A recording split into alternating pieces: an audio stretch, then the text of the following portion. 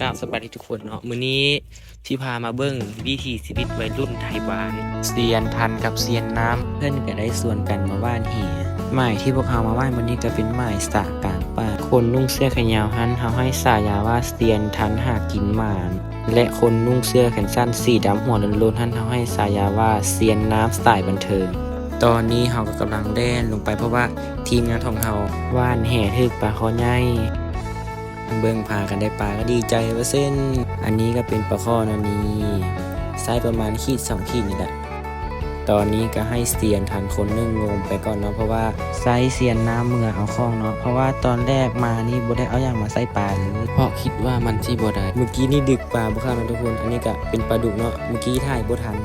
ถ้าภาคเสียงขัดๆนี่ก็ขออภัยด้วยเพราะว่า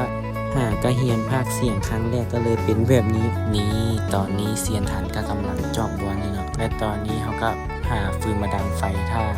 พวกเขาก็เป็นเด็กน้อยกลุ่มนึงเนาะที่แบบว่ามักใช้ชีวิตแบบเรียบง่ายบ้านๆแบบนี้ตอนนี้ทีมงานของพวกเขาก็ไปเอาข้อมาแล้วนี่แล้วตอนนี้เขาก็มาตัดไม้ปิงเนาะเพื่อว่าสิไปปิงป่า